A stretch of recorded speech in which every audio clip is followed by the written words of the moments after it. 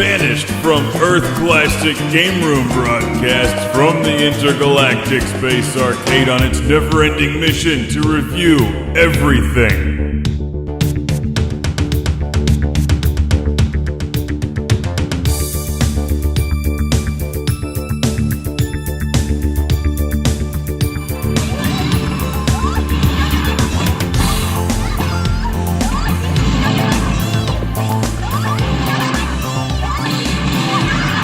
Welcome to Classic Game Room in Space. It's always a great time to play some Hyper Neo Geo 64. How about some Fatal Fury? Wild Ambition. Ambitious.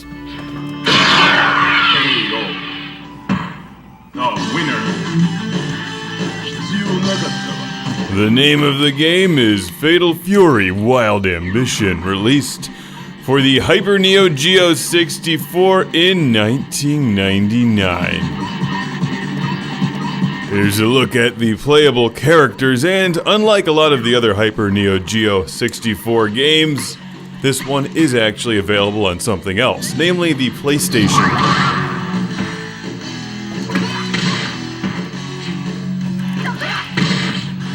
Oh yeah! She's good. I believe you can even download this one from the PlayStation Network, but you know what a download doesn't look like? It doesn't look like that giant metal thing in there. Hyper Neo Geo games are simply the best looking game cartridges ever. They look like they just fell off RoboCop and play awesome games.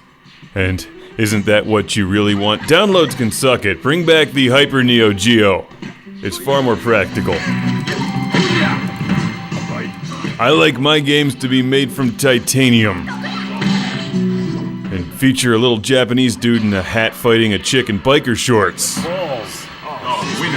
Now, fans of the series may recognize that some of these characters are exclusive to Wild Ambition. Mai continues to defy gravity, and it's obviously a 3D style game which many people just won't like. It looks like a glorified PlayStation release. And it kind of is, but is it worth playing? Well, I would say that if you enjoy fighting games, especially the SNK style, that yes. Yes, it is. And you don't even need a Hyper Neo Geo 64 to enjoy it. Whoa, my versus my. Oh my. My versus. To be fair, I haven't actually compared this directly to the PlayStation release, but it does look and sound great on the Hyper Neo Geo 64.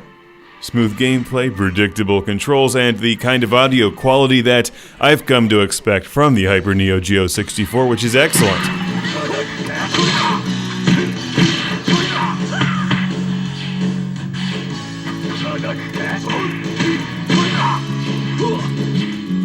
Like most of these games, it obviously helps if you know your character moves. If you don't, well, I just hammer the buttons until I figure them out. When your little bar at the bottom of the screen fills up, you can hold down all 3 buttons and pull off a super special move, or whatever they call it in this game.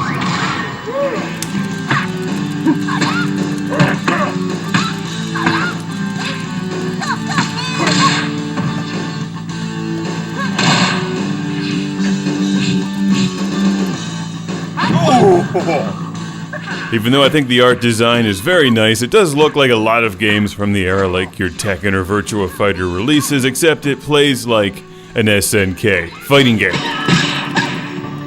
I personally prefer some of the later King of Fighters releases with 1,000 characters and the Samurai Showdown series, but if you've invested in a Hyper Neo Geo 64, or if you plan to, I would put this game on your list, right up there with the other 6 games released for it, because there really weren't very many.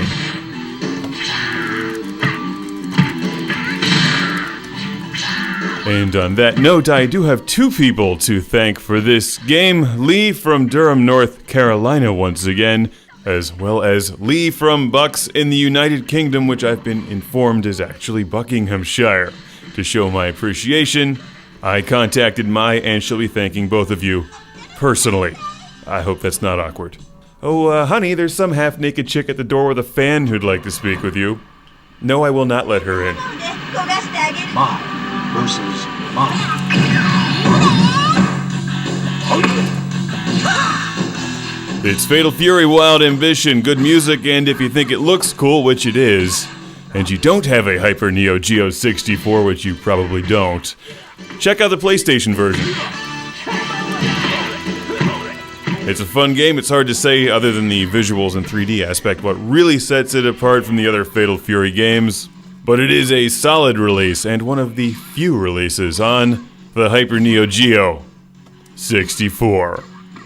So thanks again, Lee. And Lee, now if you'll excuse me, I've got some more Fatal Fury to play before I get completely distracted by that metamorphic force machine sitting next to it. Oh, the Intergalactic Space Arcade is a happy place.